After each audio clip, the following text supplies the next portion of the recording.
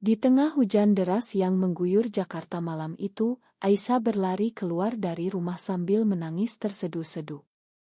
Ibu yang ia cintai seumur hidup baru saja memergoki dirinya berciuman dengan sahabat perempuannya, dan dalam amarah buta, ibu itu menyeretnya ke mobil, mengusirnya seperti sampah. "Kau bukan anakku lagi," teriak ibu, meninggalkannya sendirian di depan gerbang gereja Santa Maria, tanpa sepeser pun uang atau penjelasan. Aisyah berdiri di sana, basah kuyup, tubuhnya gemetar karena dingin dan ketakutan. Ia baru berusia 17 tahun, dan dunia yang ia kenal hancur dalam sekejap. Mengapa mencintai seorang perempuan harus menjadi dosa sebesar ini? Di Indonesia, di mana norma agama dan masyarakat begitu ketat, Aisyah tahu bahwa kisahnya bukan yang pertama, tapi itu tak membuat rasa sakitnya berkurang. Ia mengetuk pintu gereja, berharap ada tempat berteduh, tapi tak ada jawaban. Akhirnya, ia meringkuk di teras, menangis hingga tertidur. Pagi harinya, Pastor Sari, seorang pendeta wanita berusia 40-an yang memimpin gereja itu, menemukannya. Sari adalah sosok yang lembut tapi tegas, dengan mata yang penuh empati dari pengalaman hidupnya sendiri. Ia membawa Aisyah masuk, memberinya pakaian kering dan makanan hangat. "Apa yang terjadi, Nak?" tanya Sari dengan suara tenang.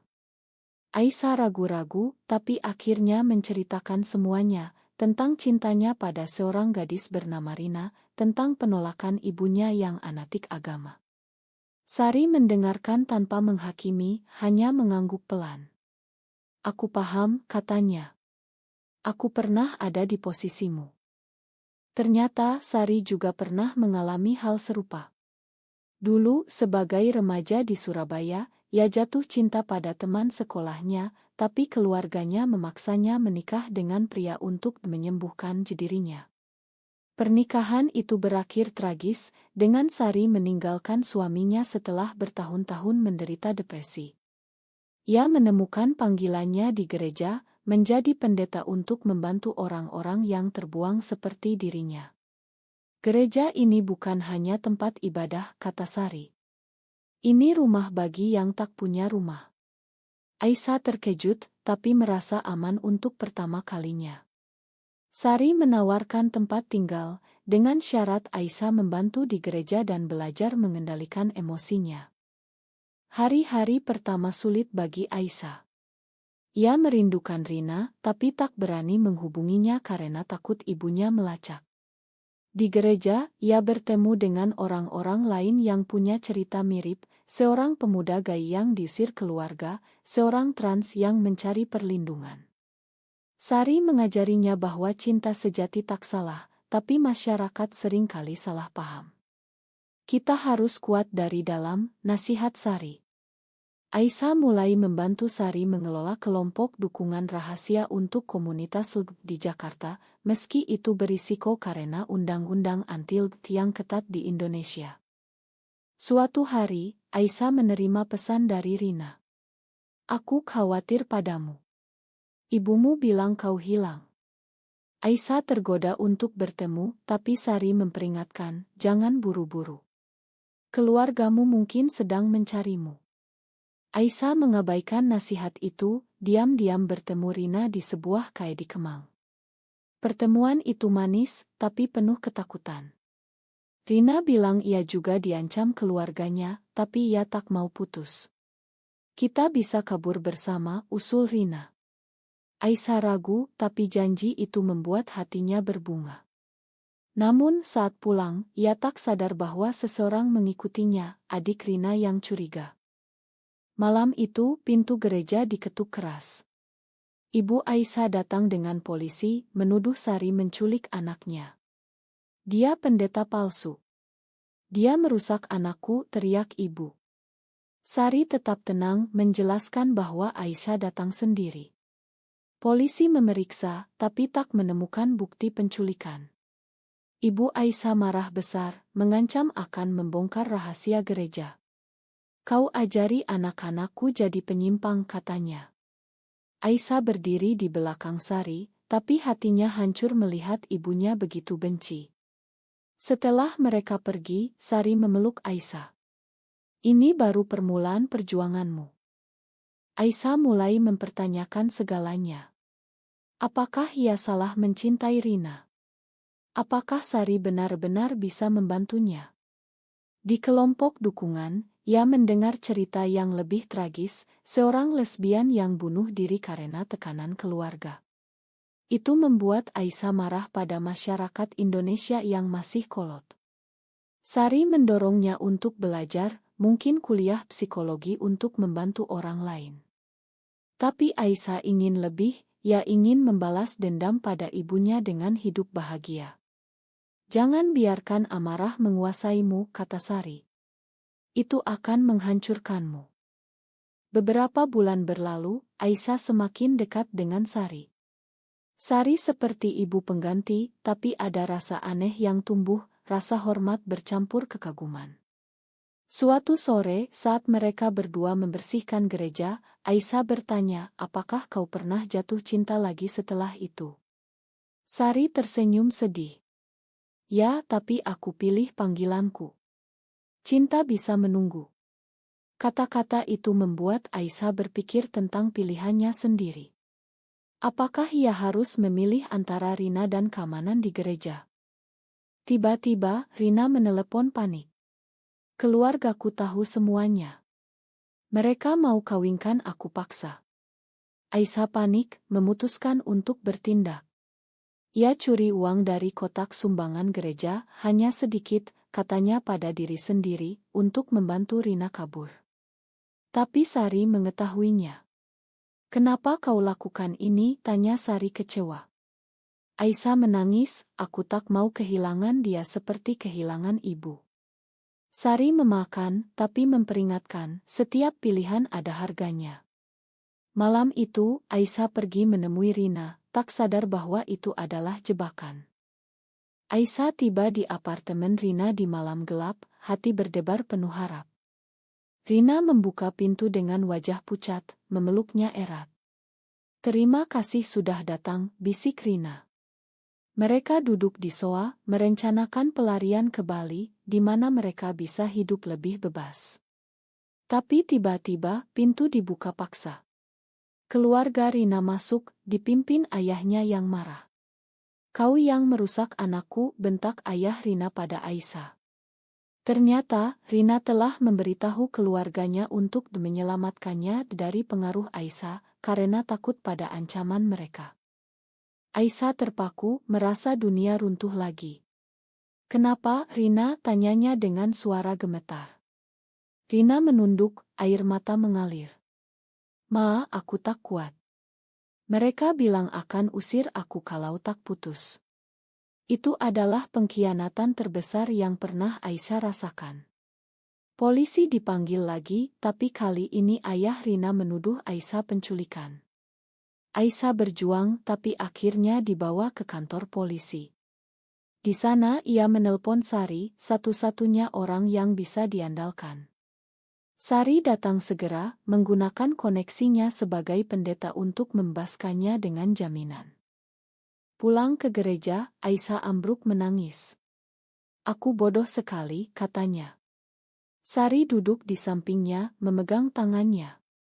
Bukan bodoh, hanya manusiawi. Cinta membuat kita buta. Sari cerita tentang pengkhianatan masa lalunya, mantan kekasih perempuannya yang meninggalkannya demi tekanan keluarga, meninggalkan Sari sendirian dengan depresi berat. Aku hampir bunuh diri, akui Sari. Tapi gereja menyelamatkanku. Sekarang aku selamatkan orang lain. Kata-kata itu membangkitkan Aisyah. Ia memutuskan untuk fokus pada kelompok dukungan, membantu orang lain menghindari kesalahannya. Tahun berikutnya, Aisyah masuk kuliah psikologi di Universitas Indonesia. Sari membantunya dengan beasiswa dari gereja. Di kampus, ia bertemu dengan komunitas rahasia, di mana ia belajar tentang hak-hak mereka di tengah diskriminasi. Tapi tekanan datang lagi ketika ibu Aisyah muncul di kampus, memohon maaf. Aku salah, nak. Aku takut pada apa kata orang. Aisyah terguncang. Apakah ia harus memakan? Sari nasihat, makan bukan berarti lupakan. Itu untuk kedamaianmu sendiri. Aisyah bertemu ibu di KAE, tapi percakapan berubah jadi pertengkaran. Ibu masih menyalahkan pengaruh buruk Sari. Dia pendeta setan, kata ibu. Aisyah pergi marah, tapi hati terluka. Di kelompok dukungan, Aisyah bertemu Lina, seorang mahasiswi yang mirip dengannya, diusir keluarga karena lesbian. Lina kuat, dengan semangat aktivis. Mereka menjadi dekat, berbagi cerita malam-malam. Kita harus lawan sistem ini, kata Lina. Aisyah tertarik, tapi ragu karena Sari lebih suka pendekatan damai. Suatu hari, Lina ajak Aisyah ikut demo kecil melawan Ru Antilt. Aisyah setuju, merasa ini saatnya bertindak. Demo berjalan damai, tapi polisi datang, membubarkan dengan kekerasan. Aisyah terluka ringan, tapi itu membangkitkan amarahnya. Sari khawatir saat tahu. Ini berbahaya, Aisyah. Kita bisa bantu dari dalam, tanpa risiko. Tapi Aisyah merasa Sari terlalu pasi. Kau selamatkan aku, tapi berapa banyak lagi yang mati karena diam, balas Aisyah. Konflik tumbuh antara mereka. Sari merasa seperti kehilangan anak, sementara Aisyah melihat Sari sebagai penghalang. Malam itu, Aisyah pindah ke asrama kampus, meninggalkan gereja. Sari menangis sendirian, mempertanyakan pilihannya. Di kampus, Aisyah semakin aktif dengan Lina. Mereka rencanakan kampanye online, tapi itu menarik perhatian kelompok konservatif. Ancaman datang, pesan anonim yang ancam nyawa. Aisyah takut, tapi Lina dorong terus. Ini harga kebebasan, kata Lina. Suatu hari, Aisyah dapat kabar bahwa Rina menikah paksa. Itu membuatnya sedih, tapi juga tegas. Ia hubungi Sari untuk minta maaf, tapi Sari bilang, aku paham. Tapi hati-hati. Konflik memuncak ketika kelompok dukungan gereja diserang online. Seseorang bocorkan lokasi, dan demonstran anti-ILG datang, melempar batu. Sari terluka, dibawa ke rumah sakit. Aisyah buru-buru datang, merasa bersalah. Ini salahku, katanya. Sari tersenyum lemah. Bukan. Ini perjuangan kita bersama. Di rumah sakit, Aisyah bertemu ibu lagi, yang datang karena mendengar berita. Ibu menangis, aku tak mau kehilanganmu. Untuk pertama kali, Aisyah peluk ibu, tapi tak ada janji rekonsiliasi penuh. Aisyah putuskan kembali ke gereja, gabungkan pendekatan Sari dengan aktivisme Lina. Mereka buat program pendidikan untuk keluarga, harap ubah pandangan masyarakat. Tapi Lina mulai cemburu pada kedekatan Aisyah dan Sari. Kau lebih pilih dia daripada kita, tanya Lina. Aisyah bingung, merasa terjebak di antara dua dunia. Setelah insiden serangan, Aisyah semakin dekat dengan Sari lagi. Ia rawat Sari di gereja sambil mengelola kelompok dukungan. Lina merasa ditinggalkan, mulai menjauh. Kau berubah, Aisyah. Dulu kau mau lawan, sekarang kau diam seperti Sari. Aisyah coba jelaskan, tapi Lina pergi marah. Itu adalah pengkhianatan lain, tapi kali ini Aisyah lebih kuat. Ia sadar bahwa hubungan tak selalu abadi, dan prioritasnya adalah misi besar. Ibu Aisyah mulai datang ke gereja, ikut sesi konseling dengan Sari. Aku ingin paham, kata ibu. Proses itu lambat, penuh air mata dan argumen. Ibu cerita tentang masa kecilnya di desa Jawa, di mana norma ketat membuatnya takut pada penyimpangan. Aisyah dengar dengan sabar, tapi tetap tegas, cintaku bukan dosa, Bu. Perlahan, ibu mulai berubah, bahkan bantu masak untuk kelompok dukungan. Tapi masyarakat luar masih keras. Berita tentang gereja menyebar, dan Sari dapat ancaman dari pemimpin agama lokal. Aisyah putuskan ambil risiko lebih besar. Ia tulis artikel anonim di media online tentang pengalaman lesbian di Indonesia, harap bangkitkan kesadaran. Artikel viral, tapi juga undang backlash. Kelompok radikal demo di depan gereja, tuntut tutup. Polisi datang, tapi tak bantu banyak. Sari khawatir, ini terlalu jauh. Aisyah balas, kalau tak sekarang, kapan? Malam itu, gereja diserang lagi, kali ini dengan api. Aisyah dan Sari selamatkan anggota kelompok, tapi bangunan rusak parah. Di tengah puing, Aisyah menangis. Ini harga yang harus kita bayar. Sari peluk dia, ya, tapi kita tak sendirian. Mereka pindah sementara ke rumah Ibu Aisyah, yang menawarkan tempat. Di sana, Aisyah dan ibu akhirnya bicara dari hati ke hati. Aku takut kehilanganmu karena masyarakat, akui ibu. Aisyah makan, tapi minta ibu dukung. Aku butuh ibu di sisi aku. Ibu setuju, mulai ikut kampanye kecil. Lina kembali, minta maaf. Aku salah, aku cemburu. Aisyah makan, dan mereka rencanakan ulang. Tapi ada rahasia, Lina sebenarnya bocorkan ino gereja ke kelompok radikal, karena marah. Aisyah tak tahu, tapi Sari curiga. Suatu hari, Sari konfrontasi Lina secara pribadi. Kenapa kau lakukan itu? Lina menangis, aku tak mau kehilangan Aisyah. Sari makan, tapi minta Lina pergi.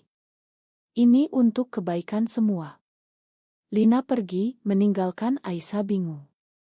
Aisyah semakin kuat, jadi pemimpin kelompok. Ia bicara di konferensi rahasia di Yogyakarta, cerita tentang perjalanannya. Respon positif, tapi juga bahaya. Agen pemerintah pantau, dan Aisyah dapat peringatan. Sari sakit lagi karena stres, membuat Aisyah ragu. Apakah ini layak, tanyanya pada diri sendiri. Di saat itu, ia dapat kabar Rina bercerai, dan hubungi Aisyah. Aku salah dulu. Maafkan aku. Aisyah tergoda, tapi tolak. Aku sudah maju. Konflik puncak datang ketika ibu Aisyah diancam oleh tetangga. Kalau tak usir anakmu, kami bakar rumah. Ibu takut, tapi tetap dukung. Aisyah putuskan pindah ke Bali dengan Sari, mulai baru. Tapi sebelum pergi, mereka adakan pertemuan besar, undang media. Sari bicara, cinta adalah anugerah Tuhan, tak peduli bentuknya. Pidato itu viral, tapi juga undang Atwa. Mereka kabur malam-malam, meninggalkan Jakarta. Di Bali, mereka bangun komunitas kecil, lebih aman. Aisyah jatuh cinta pada Sari secara diam-diam, tapi tak ungkap karena hormat.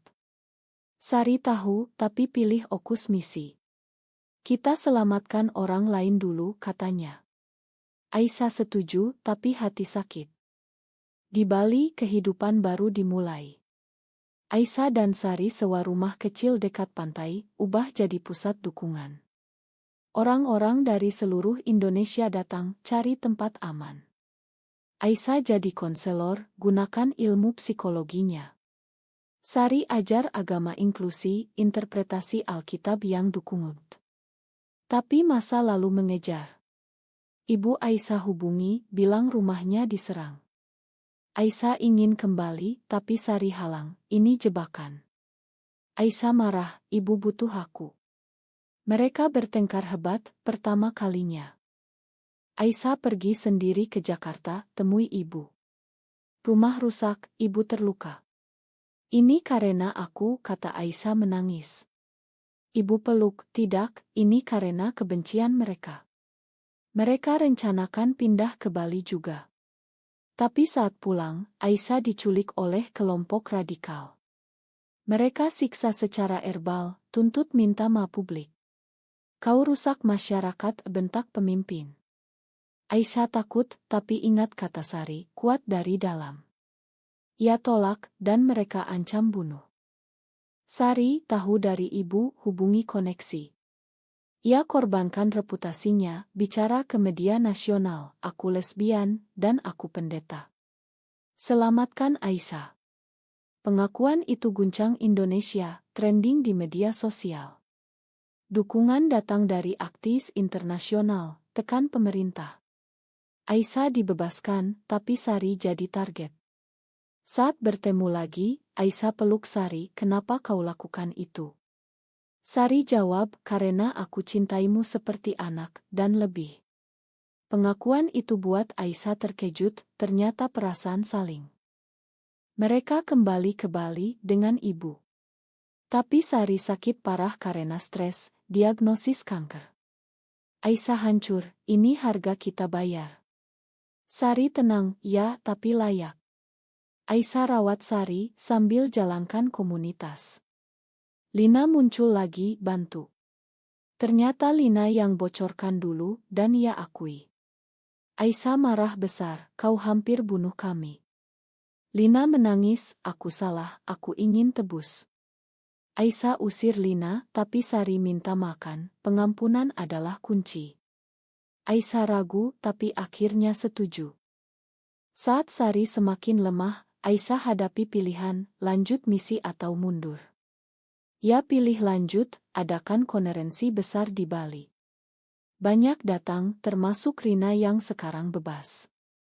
Rina minta maaf, "Aku pengecut dulu." Aisyah makan, tapi tak kembali. "Aku punya hidup baru." Konferensi sukses, tapi polisi datang, tutup acara. Aisyah ditangkap singkat, tapi dibebaskan karena dukungan publik. Sari meninggal damai, di pelukan Aisyah. "Selamatkan mereka untukku," bisik Sari. Aisyah menangis, tapi bangkit. Ia ambil alih, jadi pemimpin. Ibu dukung penuh, bahkan bicara di acara. Tapi tekanan terus, ancaman, diskriminasi. Aisyah pertanyakan etika, apakah perjuangan ini benar, atau hanya buat lebih banyak korban. Setelah kepergian Sari, Aisyah jadi lebih tegas. Ia bangun jaringan nasional, kolaborasi dengan Ngo internasional. Komunitas tumbuh, bantu ratusan orang. Tapi pengorbanan besar, Aisyah kehilangan privasi, selalu dikejar media. Ibu sakit karena stres, membuat Aisyah ragu. "Apakah ini benar, Bu?" tanya Aisyah. Ibu jawab, "Ya, karena kau selamatkan banyak nyawa." Suatu hari, Lina kembali dengan Ino, kelompok radikal rencanakan serangan besar. Aisyah putuskan konfrontasi, hubungi pemimpin mereka. Pertemuan tegang di KM Netral. "Kenapa benci kami?" tanya Aisyah. Pemimpin jawab, "Karena kalian rusak moral bangsa." Debat panjang, tapi Aisyah tunjuk cerita nyata, anak-anak yang bunuh diri karena penolakan. Pemimpin terguncang, tapi tak berubah. Serangan tetap terjadi, tapi Aisyah siap, evakuasi semua. Di tengah chaos, Aisyah temui Rina lagi. Rina bantu, tunjuk keberanian baru. "Aku ingin bergabung," kata Rina. Aisyah setuju, tapi sebagai teman. Perasaan lama hilang, diganti misi. Mereka bangun kembali, lebih kuat. Aisyah tulis buku tentang Sari, jadi bestseller, ubah pandangan banyak orang. Tapi harga, Aisyah kesepian, tak punya pasangan karena takut kehilangan lagi. Akhirnya, di acara peringatan Sari, Aisyah bicara, "Kita bayar mahal untuk kebebasan, tapi itu layak." Ibu bangga, Lina tebus dosa dengan jadi asisten. Cinta Aisyah pada Sari abadi, jadi inspirasi. Tapi pertanyaan tetap, apakah pengorbanan pribadi demi perubahan sosial selalu benar, atau kadang egois?